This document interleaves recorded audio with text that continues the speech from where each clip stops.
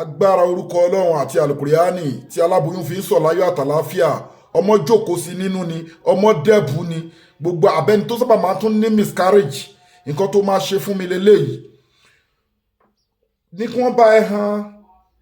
Quran chapter 3 verse 191 wọ́n kàn rọra kọ Rabbana man alakita aza botilan òun ni wọ́n kọ nígbà 99 wọ́n tún wọ́n bá ẹ lọ sí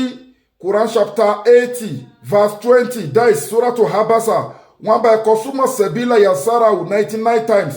wọ́n tún wọ́n bá ẹ lọ sí surah to Lekaf Quran chapter 18 verse 39 wọ́n bá ẹ rọra kọ la quwwata illa billah wọ́n wá bá ẹ kọ orúkọ ọlọ́run yára man 99 ni wọ́n kọ gbogbo àwọn nǹkan wọ̀nyí wọ́n wá bá ẹ fọ́ wá wá lọ Iyare wàá fi ṣe ẹja òjijì tamọ̀ sí electric fish wàá fi ṣe jẹ ìwọ àtọkọ rẹ kẹ tún wá máa ka àwọn fásitì àlùkùránì pẹ̀lú orúkọ ọlọ́run ọba ìbí sínú láì tààlà wàá sọ láyọ̀ àtàláfíà fi fídíò yìí ránṣẹ́ káwọn èèyàn jẹ àǹfààní ẹ̀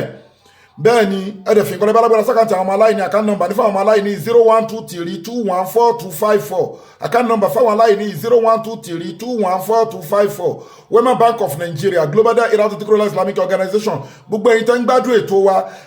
ẹ fi ajá àti umura ẹ fi ta organization wa lọ́rẹ a nídìí ajá àti umura ẹ̀bùn wa lájà àti umura ọlọ́run ṣe rọrùn ó máa jẹ́ sádàkọ̀ fún yín gbogbo wọn tó bá nípe ní níjà ẹ get àwọn special powder wa kì í ṣoṣólẹ̀ kì í ṣàwúre kì í ṣẹ̀yọnu ayé kì í ṣẹ̀bì àgbà àwọn halal powder ni tó wà òkè gidi tó yẹ pé ó máa create solid barrier between you and evil world ẹ get àwọn product wa kò síbi tẹ́ wà tí product wa ò dé bẹ́ẹ̀ ni ayé ń dáhùn láàmú ni a ní special package tá ń ṣe fún ọkùnrin tó bá mú nǹkan ọmọkùnrin ẹ̀ àbóbìnrin tó ń wojú ọlọ́run ọba fọ́mọ abẹ́ni tó pọ̀ ní diabetes within a month sugar máa kúrò nínú system ẹni tó ní aróbòsá ni ìdákọ́lẹ̀ ní oríṣiríṣi gbogbo àwọn àrùn wọ̀nyẹn ẹ contact wa product wa ní lóríṣiríṣi miracle leaves wa ni product wa ni kò síbi tí àti product wa ò dé àwọn ẹ̀kọ́ tèmi kọ́ ní India ní China ní Arab country tí mo dẹ̀ gba professor and doctor lé lórí ni bí sí ní láì tààlà àfi ṣe ìyanràn àfi advert product wa ni ilé àmú ní ìsọ̀yè ní látúnṣàkú àmúfúnṣàkú wa alámùbímọ ní takọ àtúráì láti pẹ̀ra wa ní nǹkan ọlọ́run ọba ní nǹkan so kẹ́yìn customers wa lè mọ̀ pé right way lẹ́wà caterpillar ilé àmú ìsọ̀yè